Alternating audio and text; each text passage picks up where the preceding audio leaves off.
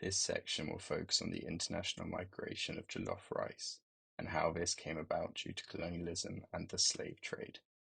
During the 18th and 19th century, the act of enslaving and forcefully migrating native Africans to the Caribbean, North America, and other Western colonies was in full effect.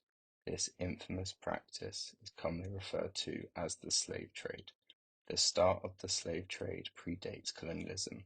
However, its effects mirror the oppression and brutality of colonialism, as well as instigating and affirming a power and superiority complex that colonization and colonial European nations would infamously follow. Furthermore, whilst the slave trade may predate colonialism, that certainly does not mean that it ended when colonial empires started to form. Instead, it ramped up and became more prevalent and widespread than it had been previously. The slave trade was only boosted by colonialism, at least early colonialism, not hindered by it.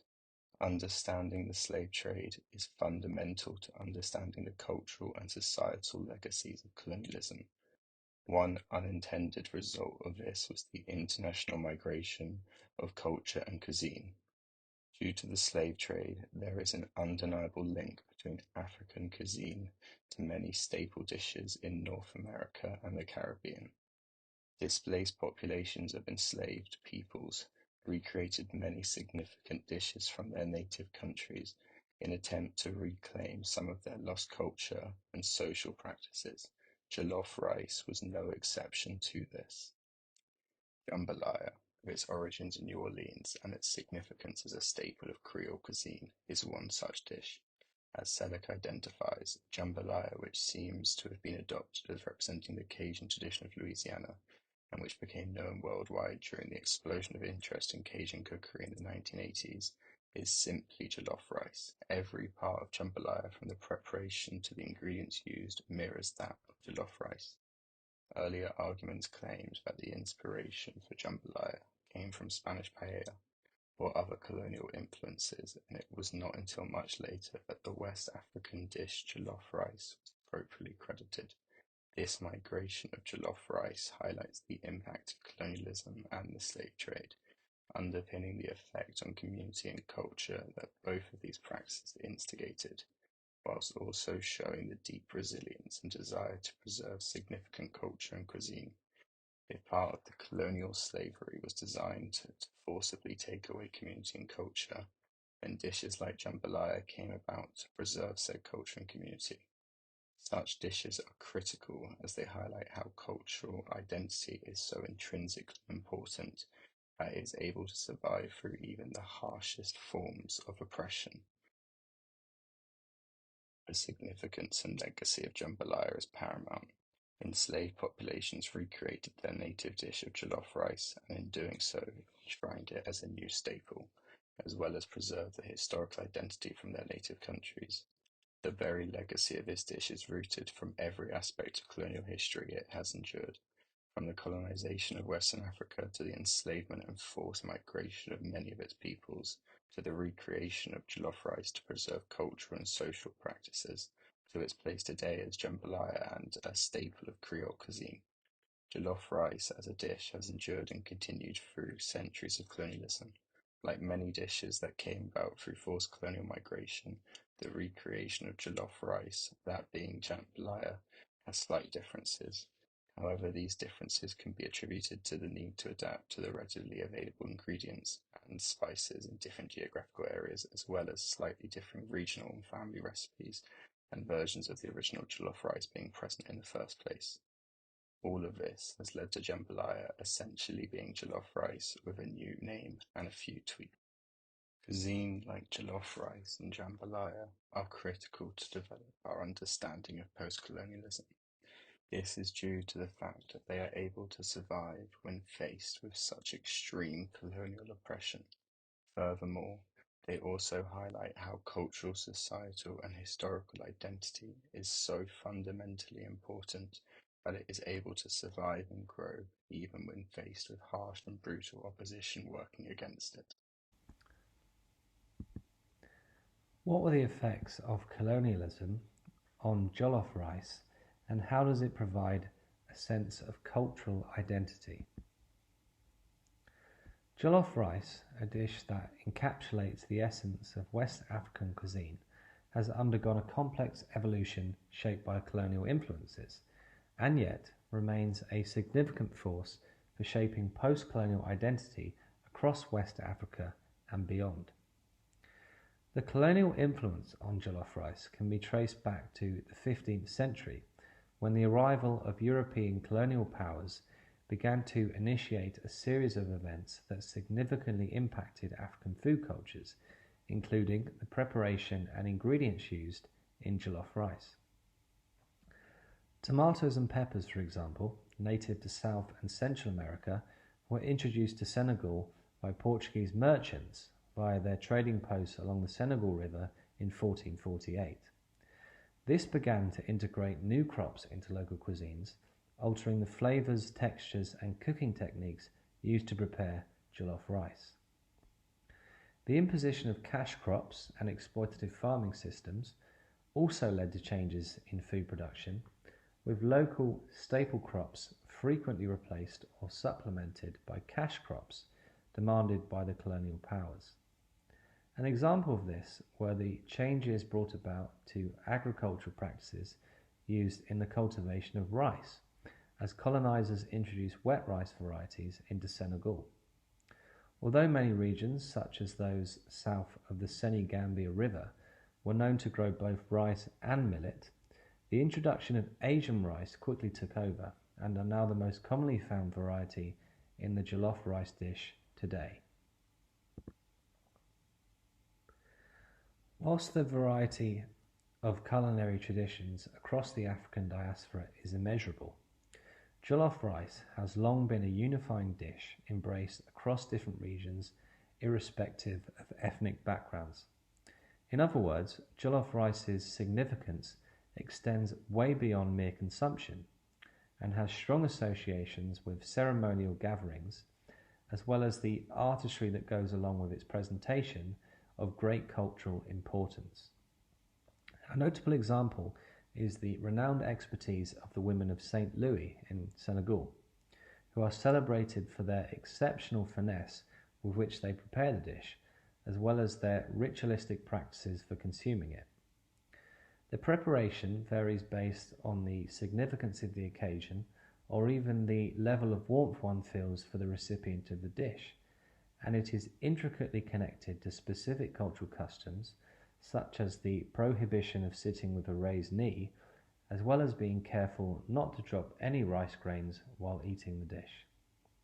Conversely, Nigerians boast a particular type of jollof rice, commonly referred to as party jollof, which boasts an intense flavour profile characterised by a smoky essence and slightly charred taste. These variations have historically fueled debates about what the perfect jollof rice dish may be, further reflecting the pride and attachment individuals and communities feel towards their cultural identity and culinary traditions. What is abundantly clear is that although the history of African food has been significantly impacted by colonialism, jollof rice remains a much cherished part of West African cultural heritage. The preparation and communal sharing of the dish, a timeless ritual for families sustaining tradition and then imparting them to subsequent generations. And for many Africans living abroad, jollof rice has the added significance not only of preserving their familial heritage or providing a sense of nostalgia, but as a means of fostering connections in foreign countries, maintaining a cultural legacy that transcends geographical borders.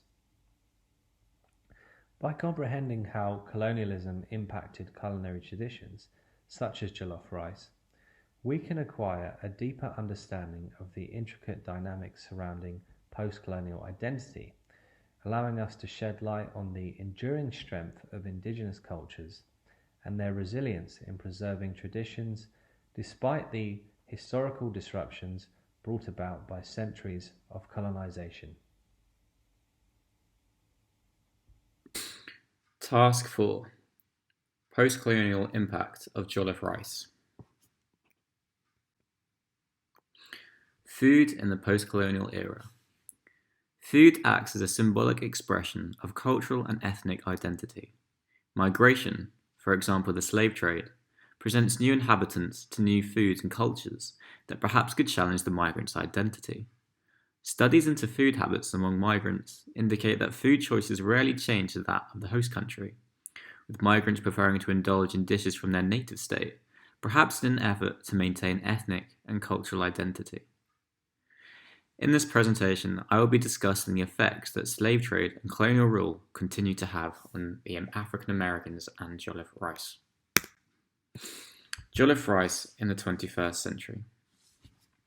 In the 21st century, jollof rice still stands as a culinary icon in West Africa, with its rich flavors and cultural significance deeply rooted in the region's history. The dish's evolution has been shaped by a myriad of factors, and one cannot overlook the post-colonial impact that has left an indelible mark on the dish. Today, it is seen as not only a staple to West African parties and social lives, but also as a celebration of culture and history by descendants of West African slaves across the globe. The slave trade and colonial rule in Africa continues to have a lasting effect on African Americans living in America, with factors such as socio-economic disparities, unjust criminal justice systems, prejudice, and until recently, a lack of civil rights affecting the vast proportion of the African American population. Jollof rice perhaps acts as a symbol of solidarity amongst the community against oppression. The dish was one of the few things the enslaved could describe as their own, and indeed today too, representing a resistance to the post-colonial imperialism of black culture. Jollof rice and community. As I stated before, jollof rice can act as a way for those whose ancestors were displaced from West Africa during the slave trade to reconnect with their culture, despite living across the globe. Social media platforms such as Twitter have allowed people to debate on such matters as the correct recipe and the origin country, particularly between Nigerians and Ghanaians. Jollof rice remains as an important cultural icon to both those living in West Africa and descendants, with all parties seeing the dish as a sacred symbol of identity. West Africans are therefore very sensitive to different nationalities and cultures getting involved with the dish, most notably Jamie Oliver, whose modern take on the dish was seen as a form of white imperialism. Again, this shows jollof rice perhaps represents a form of independence among the black community, something that belongs to them, not the white man.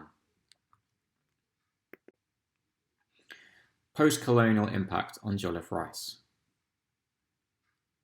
Due to the many differing recipes present across West Africa, it is difficult to assess the overall impact that post-colonial processes have had on jollof rice as a dish. Due to the displacement of West African communities across the globe, as a result of the slave trade, jollof rice has become a more individual expression of identity rather than a nationwide symbol. Recipes are rather passed on through families, resulting in small changes to the original recipe as a result of adaptation to different climates and cultures. For example, different types of rice or spices may be used as they perhaps may not be available in the migrant's new state. This results in a new post-colonial form of the dish, a contemporary symbol of the life-changing processes that previous colonial rules still continue to have, perhaps representing the changing identity of the migrant, while still acknowledging their ethnic roots. Jollof rice on a world stage. Though jollof rice is a dish synonymous with West African cultures, the dish is enjoyed by all cultures across the world. African food festivals in multicultural centres such as London and New York frequently have jollof rice as a flagship dish, allowing for a cultural exchange. Many cities now have a wealth of African cuisine restaurants, allowing West African culture to be integrated into the public Western sphere, ensuring the survival of the culture in the 21st century. Jollof rice also always represents a constant reminder of the slave trade and the colonial era, and therefore oppression in general, serving as a constant reminder to the past and all the atrocities that the African Americans have faced.